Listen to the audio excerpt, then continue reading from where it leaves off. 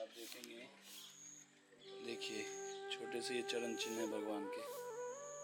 ये गिरिराज शिला है, ये भगवान के चरण चिन्ह, ये एड़ी है, ये उंगली है।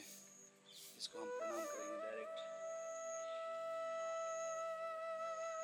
और ये है कटोरी, ये कटोरी है।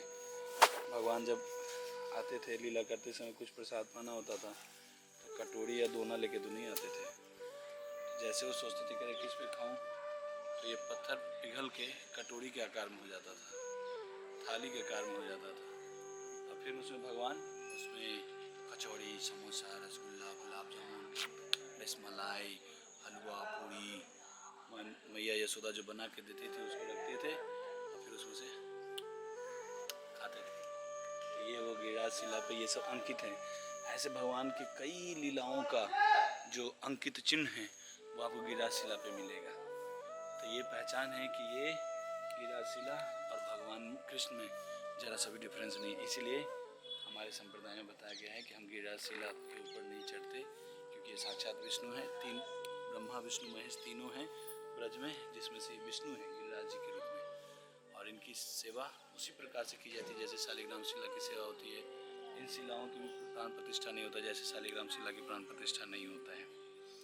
लेकिन इनको यहाँ से लेके नहीं जा सकते आप। शालिग्राम शिला तो आप लेके आ सकते हैं, लेकिन गिरिराज शिला को लेके आप नहीं जा सकते, क्योंकि गिरिराज शिला ले जाने के लिए दो चीज़ चाहिए। या पहला कंडीशन है कि आपको कोई ब्रजवासी स्वेच्छा से अपने आप जा रहे हैं, कोई आया पीछे से, ओ भाई साहब, ओ माता जी ये ले लो, तब तो आप उसको लेके जा सकते हैं सेवा करने के लिए। यदि ऐसा नहीं, यदि आपके हृदय में अटूट इच्छा है तो निश्चित रूप से कोई ना कोई ब्रजवासी आएगा, आपको दे के जाएगा। लेकिन जब आपके हृदय में ऐसी इच्छा है लेकिन ऐसा नहीं भी हो रहा है तो आप मत करिए।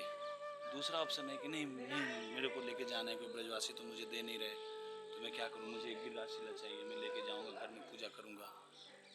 तो फिर दूसरा ऑप्शन है जो शास्त्रों में बताया गया है कि जितने वेट का आप शिला उठाएंगे, जितना वेट होगा उतने ही वेट का आप उस सोने का शिला बना के या सोने का सिक्का बना के, उतने ही वेट का, 100 ग्राम की शिला है तो 100 ग्राम सोने का वेट का उस शिला के रूप में या कॉइन के रूप में बना के आपको उसी स्थान पर रखना होगा, फिर आप वहाँ से उठा के लेके जा सकते हैं।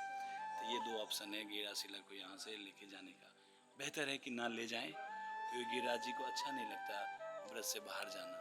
लेकिन हाँ, यदि भक्तों के हृदय में अटूट इच्छा रहती है, बहुत एकदम इंटेंस डिजायर रहता है कि मैं गिरिराज शिला की सेवा करूं, तो फिर गिरिराज जी अपने ब्रजवासी किसी न किसी के माध्यम से आप तक पहुंच जाते हैं, फिर आप लेके जा सकते हैं। अभी हम जाएंगे गोविंद कुंड में।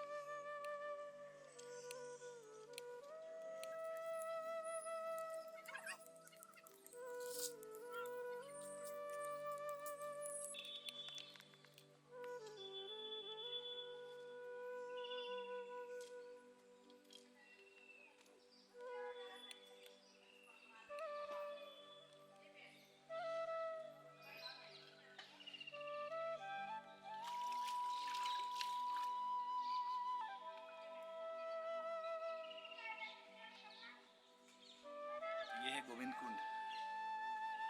ये वही कुंड है, या ये जो जल है ये वही जल है जब गोवर्धन धारण लीला भगवान किए इंद्र का मान मर्दन करते हुए। तो इंद्र जब बहुत क्रोधित होकर ब्रज के ऊपर बहुत बारिश किया, ऐसा बारिश किया इंद्रदेव कि लगा कि प्रलय की बारिश हो रही है।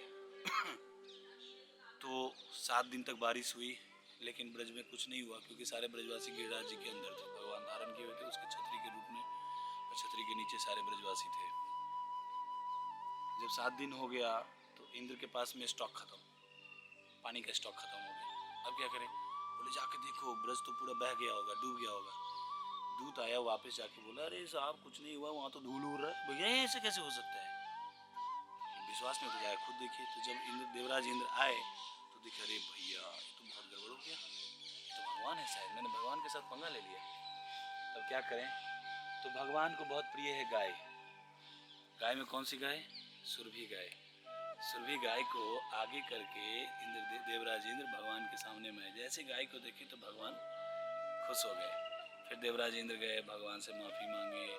माफ़ी मांगने के बाद भगवान का जो अभिषेक किए देवराज इंद्र, वो जो अभिषेक का जल है वो यही जल है, ये गोविंद कुंड है।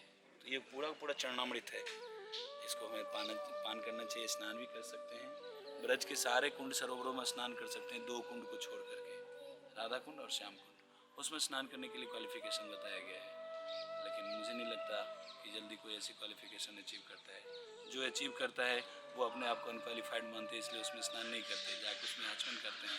तो ब्रज में आके सारे कुंडों में सरोवरों में स्नान कर सकते हैं, लेकिन राधा कुंड और श्याम कुंड में पैर नहीं डालना चाहिए।